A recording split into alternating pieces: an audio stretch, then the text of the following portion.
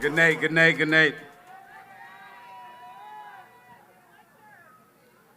Yes, this is the third time I heard I'm in somebody's turf. But I'm happy to be in Eden Lodge. I'm happy to see my sister standing up over there.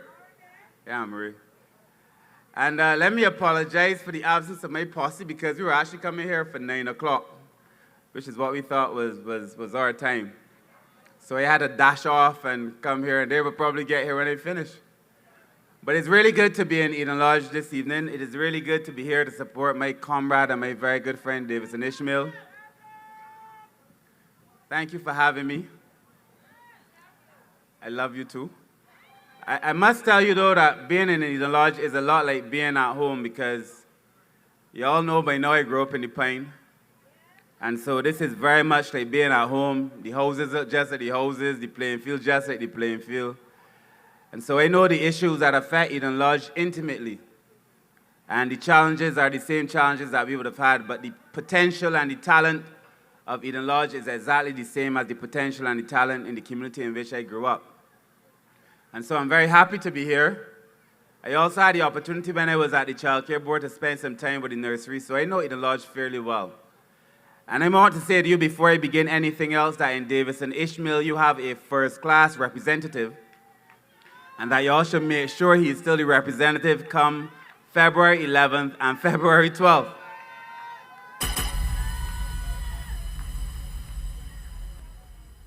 And I don't say that lightly. I have a lot of respect for Davison. Permit me just to say Ishmael, because that's what we all call him. I have a lot of respect for Ishmael, and I anticipate that he's going to go very far in political life. But I must also tell you that it's difficult to kind of say Michael North and not say goodnight to the person who went before Ishmael, who would have done significant work, Ronald Toppin, in this community as well. Because in all the time that I would have been coming to this community, it would have been with Toppin. And he too did fantastic work, and in fact, he pointed out that Ishmael was the man to come. And I want to thank Toppin, and I want to thank Davison, even as Davison, I think, makes his own way in public life. But I say to you, without fear of contradiction, that I know Davison Ishmael will make a significant contribution to public life. And I want to thank Davison as well because as Minister in the Innovation, Science, and Technology, he did a lot of wonderful work. And this country has a lot of room to develop in relation to the spaces we must fill in the digital space. In fact, I was thinking, I probably shouldn't say this, but as I was preparing to be a candidate, you know, nomination day, how we all take a big posse to wherever we have to go, and it takes about 30 minutes to 40 minutes. Because even then, I have to ask myself, why do you have to fill out 5 forms? Why do you have to fill out 5 forms in your own writing when those systems were put in place probably before they had computers? And we've been very loyal in many of our cases, very loyal to the way we do things without questioning why it is that we do these things. And that essentially was the job that Ishmael had, and he did it very, very well. But I think he also shows his width and depth when you recognize that now in the Ministry of Health, he is doing a very good job with the minister, the senior minister, to be able to deliver health. And I think, I shouldn't say this, but I think he makes a very good face for the Ministry of Health because Davison, as you all know, is a healthy fella, and he takes care of himself. And this election, to me, and this particular constituency, is probably one where the contrast is best seen and felt. The contrast between the Barbados Labour Party and the Democratic Labour Party. The contrast for the candidate for this constituency for the Democratic Labour Party, and the contrast between our candidate in Davison Ishmael. I think in Davison Ishmael you have a very serious candidate devoted to the people of Eden Lodge. I think in Davison Ishmael, and this is really just, this is the contrast. In Davison Ishmael you have a very serious candidate devoted to the people of Eden Lodge, devoted to the people of St. Michael North. And on the other hand, in my opinion, without being unkind, I think we have someone who's still trying to find her political footing. But we know that at the end of the day, our direction is with people. And I want to thank Mr. Ishmael for the work that he has done to advance the interests of the people in this community In fact, I'm the Minister of People Empowerment, as you know, and I do not think I get as many calls or as many messages from any other MP as I do from Ishmael. All the time, every time I check my phone, another message from Ishmael about somebody who had applied to one department or the other under my portfolio, whether it was welfare, National Assistance Board, the Disabilities Unit, and so on. And so I want to thank him.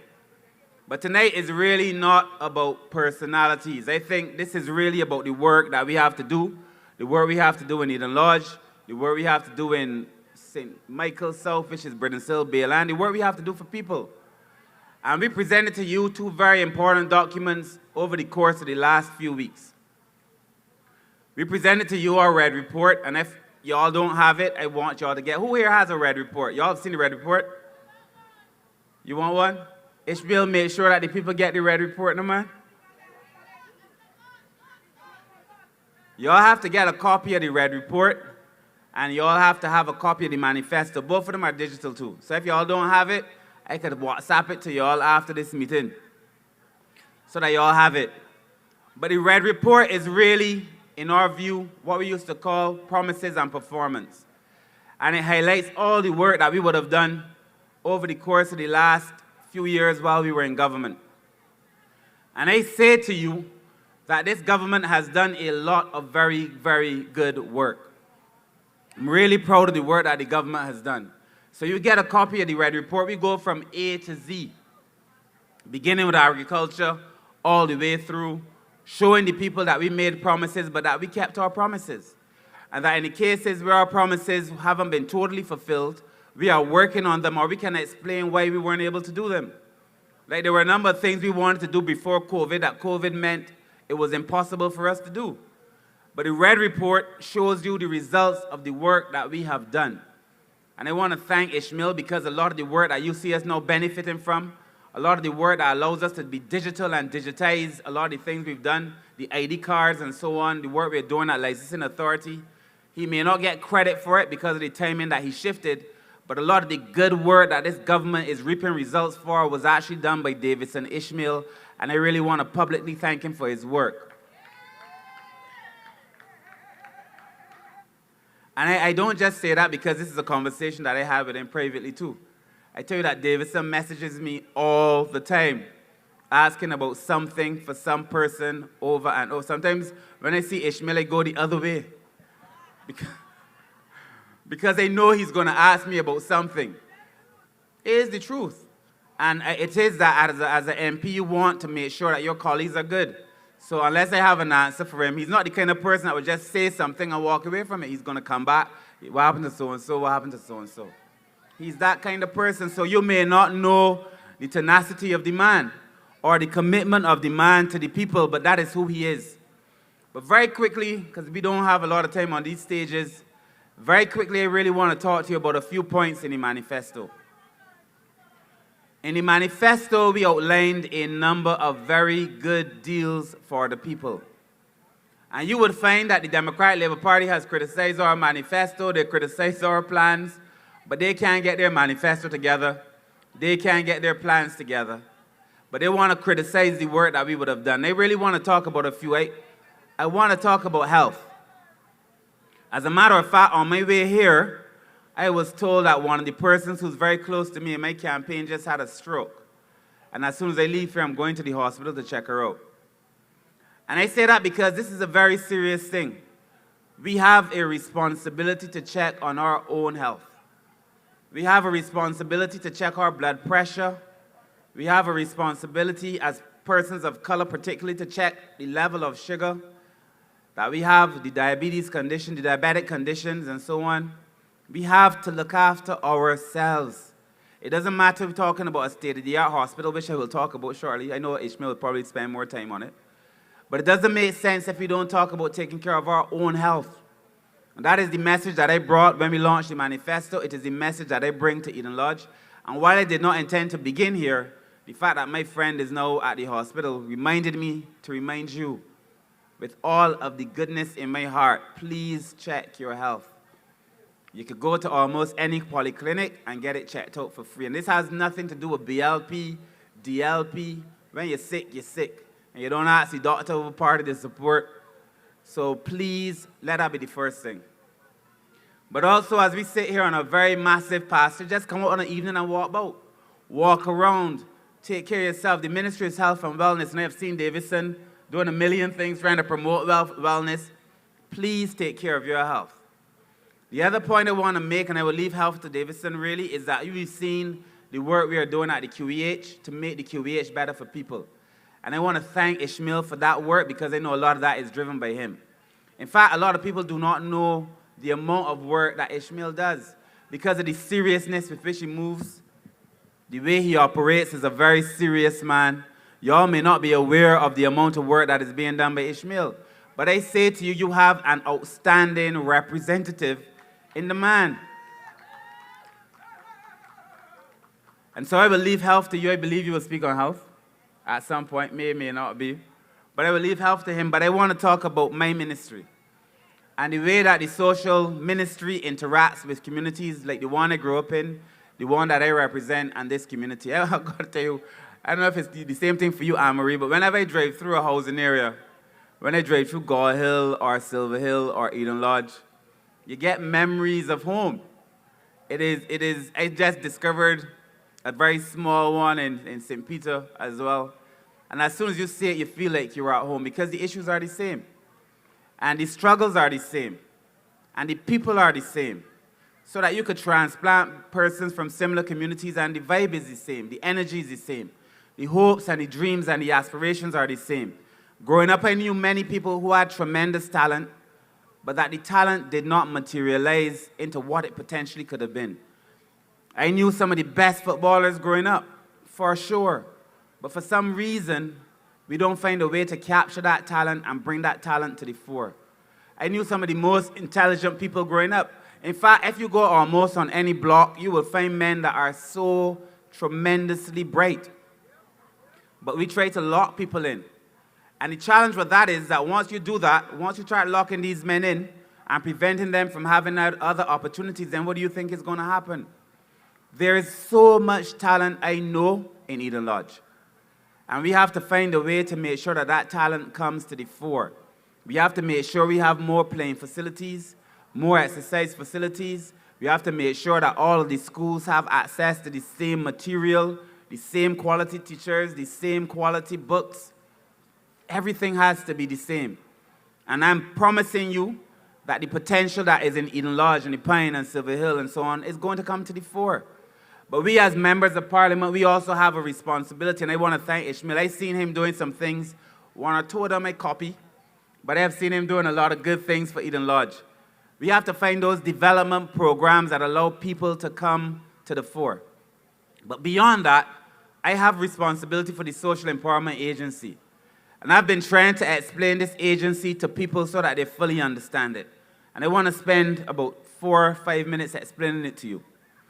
We spend a lot of time as a government bringing the Social Empowerment Agency to the people.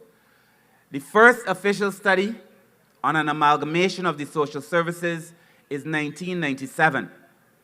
This is not anything that was done as a knee-jerk reaction to anything. This has been well-researched, well-documented.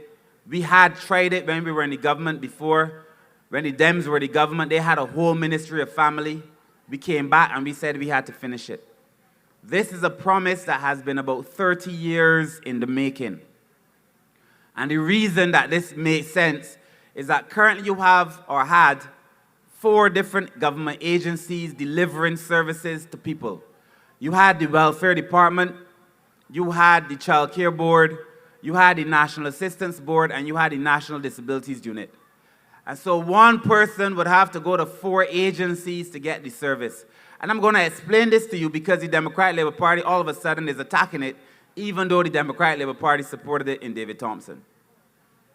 So the way it works is that if you present to a social service institution with a problem, let's say you present with a problem pertaining to a child who has a disability, the officer now has to ask you about the other issues in your house. What are the social conditions? Do you need access to financial services? Do you live with an older person who needs support as well? What are the conditions for the children? So that when you present, The government wants you to have a total service from the government. Instead of you having to leave Child Care Board and go to National Assistance Board for your mother, then have to give another person all the same information over again, to be treated, in many cases, disrespectfully, because you've gone to so many places you're frustrated. We've said no, we have to prioritize the interests of the client, so that when a client shows up at a social service agency, that client is able to receive the best of government social services. And for the most part, what that means is that you will get through faster. When you go to the social empowerment agency, you should get more services when you go to the social empowerment agency, and you should receive less frustration. And within the social empowerment agency, because we have the disabilities unit, it would also help you access the grants. Now, for the first time in the history of this country, we have now passed child protection legislation. The last legislation on the books was from 1904. 1904. And this government brought you positive legislation. We've also brought you legislation on persons with disabilities. And we're about to bring you legislation on the elderly. I am saying all that to say that unless you have the legislation and the administration, which is the social empowerment agency, put together, unless you've done all the work, you're not able to deliver to the people. And this government, your government, has done all of this work so that people of Eden Lodge will be able to benefit from the work that the government has done. But before we came, and I was just in my constituency doing a little bit of knocking doors, as we all are, I went to a house and the person told me, Kirk, I want to thank you because now I am able to access a grant for my child. And this is important because before, persons with disabilities were not seen in this country. And we are making sure that persons with disabilities are not only seen, but that they are attended to. This government, for the first time, introduced a disability grant, so that whether you were an adult with a disability that made it unable for you to function, or a child with a disability that made it unable for you to function, you can now access revenue from the government. It has never, ever happened before. And it may sound like a small deal if you are not a person with a disability. It may sound like a small thing if you do not have a child with a disability. But when you have a child with a disability, you cannot get to work, you cannot get best for your child, you cannot afford the medications. This grant makes a lot of difference. And everyone in the community of persons with disability have said thank you. Now, we still have a lot of work to do for persons with disabilities, but we have gotten somewhere and we are going further. And I'm really, really proud of the work that we've done for persons with disabilities. In fact, thank you very much. Whoever over there is clapping for us, thank you very much. But in fact, we're also building facilities because we want to make sure that persons with disabilities and the elderly are taken care of. I want to say to you, because many of y'all ain't dealing with it now, but most of us in Barbados, the average age in Barbados is about 46 or 47. What that says is that a healthy country, the average age should be about 24 or 25. Barbados is a very old country. If you are now 40-something or 50, know that, which is the average age, in the next 20 years, Barbados will have an average age of 60 plus. Now, y'all have to think about that. When your average age is 60, who's going to be doing the work? And who is going to be able to provide for this large influx of older persons that is coming? It is inevitable. And I want to take this opportunity again to remind you to take care of your health, but I also want to take this opportunity to remind you or to advise you to plan for older age because it is coming and you cannot get away from it.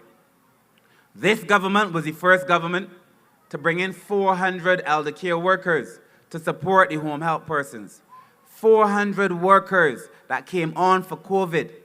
And when we recognized that the problem that we were facing was a bigger problem than COVID, we kept on all of those elder care workers.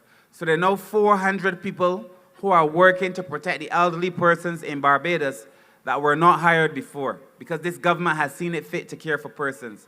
And as we build out facilities, I have to ask Davison where he wants his, because we're going to build in almost every community, certainly in every parish, a facility that would allow us to take care of our older persons, our persons with disabilities, and our children.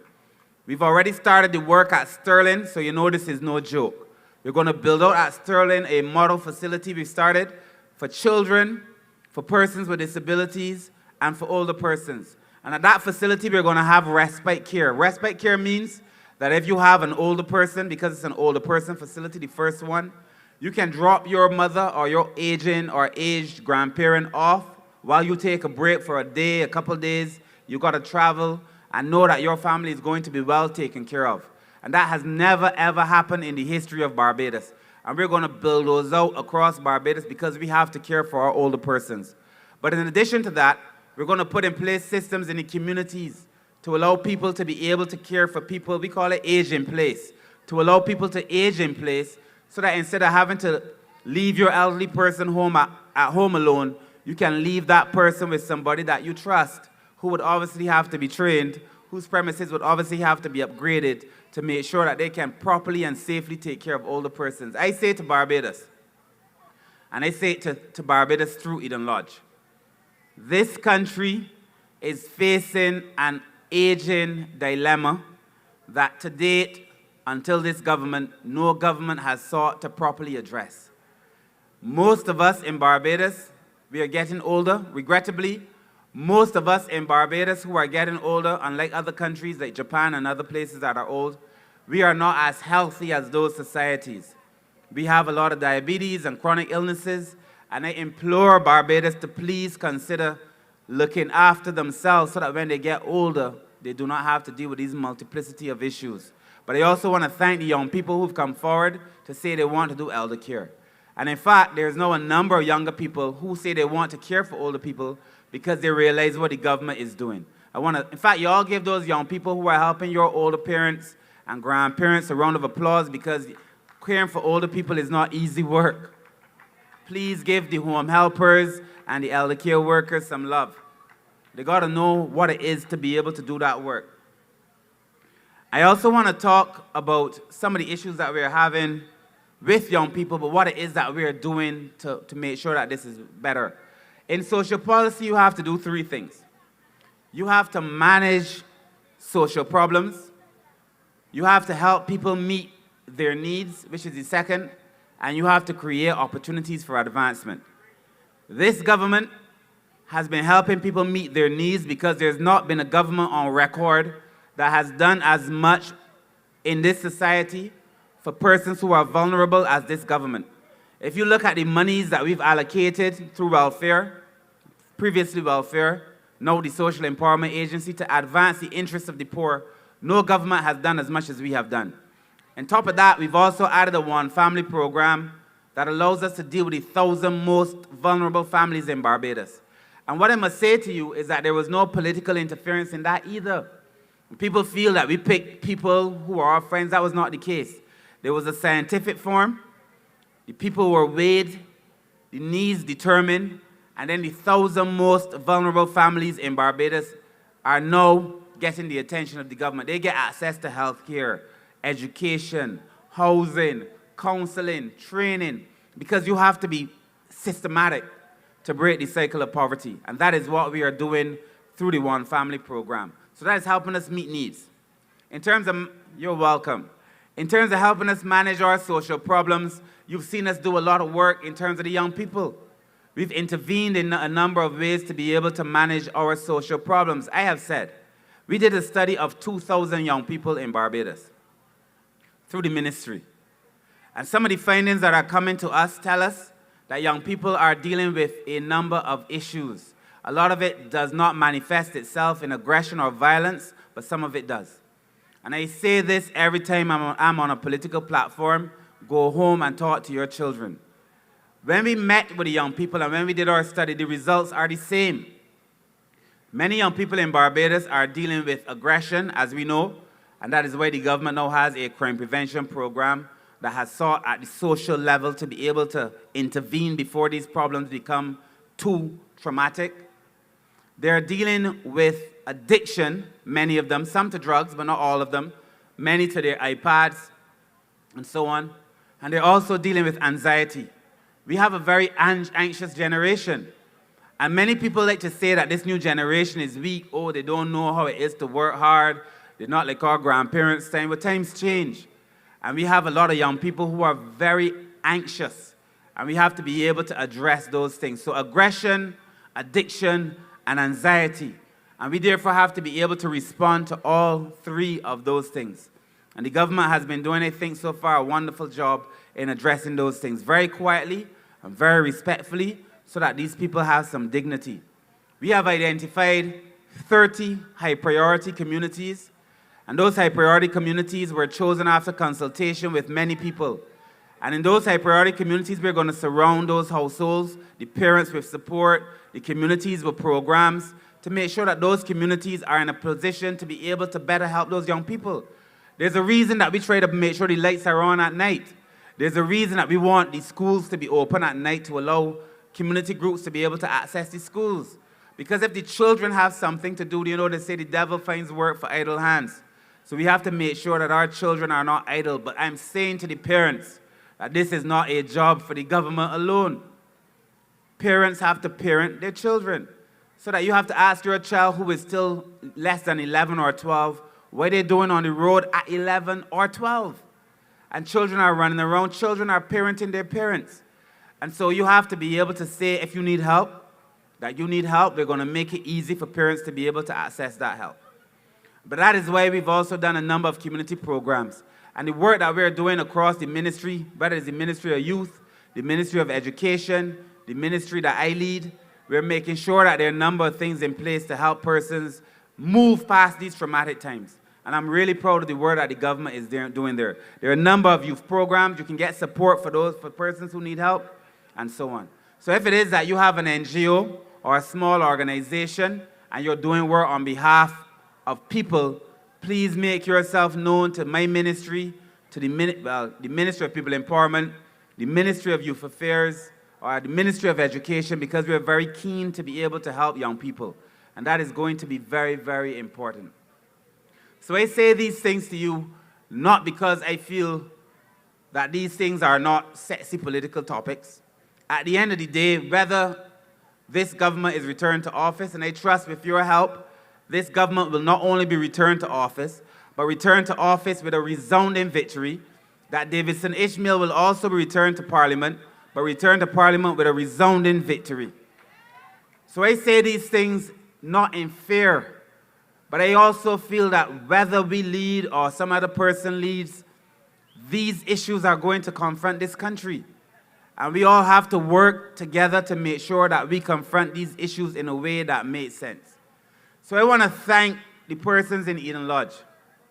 I really want to thank you for giving me the opportunity to work with Davidson Ishmael. And I said as I began that Ishmael is a serious man. You all know Davidson is a serious man. But he's also a very meticulous man. He's also a man that plans. He's also a reliable man. And he is also a very honest man. And Davidson Ishmael was the treasurer for the Barbados Labour Party for a long time. And we never, ever had any problems with the books because he's an honest man. And honesty is still the best policy. And you have to ask yourselves when you go to the polls, do you want an honest man or something else? Do you want someone who cares about the people of Eden Lodge or someone else? Do you want someone who is like Davidson Ishmael, who messages and calls the MP and the minister consistently until he gets what he wants? Do you want someone like a man like Davidson Ishmael or somebody else, but would you not prefer somebody who has a part in the vision that we have for Barbados? Do you not want someone that you know when you call him, you're going to get a response? Even sometimes it takes time. Being an MP is not an easy job. Being an MP is a difficult job. And so you may not get a response the moment that you get it, you want it, but you will get it from Ishmael. And I am telling you that if you've made your concerns known to him, that he does all in his power to try to address those concerns. And I want to thank you for allowing me to have the opportunity to sit with Ishmael in cabinet. In fact, whenever he's there, because he still comes to cabinet sometimes, we always have a very good relationship and a very good vibe. I look forward to Davidson Ishmael bringing a team from this constituency down to St. Michael South. And I look forward to bringing a crew up to St. Michael North. I must say I have a very fond affection for this area as I close. The people in this constituency have always treated me extremely well. I must say I feel extremely safe in Eden Lodge, and I want to close by asking the people who live here to not let anybody define this constituency. For the most part, the people who engage in deviant behavior are a tiny piece of the community that you live in, a tiny piece of the community that I grew up in. But the people who write the narrative for communities like Eden Lodge and the Pine want to tell the people who live there what the community is. And I know that there is a lot of goodness here. I know that there's a lot of potential here. And I know that there is a lot of goodness in Ishmael, a lot of potential in Ishmael, a lot of greatness in Ishmael, and that on February 11th, he will be returned as your member of parliament with a significant margin, because you will go to the polls early and elect my good friend, elect a decent man, a member of the Barbados Labour Party team, and one who I know will make a significant contribution to Barbados. Ladies and gentlemen, good night. God bless. Much love. Thank you.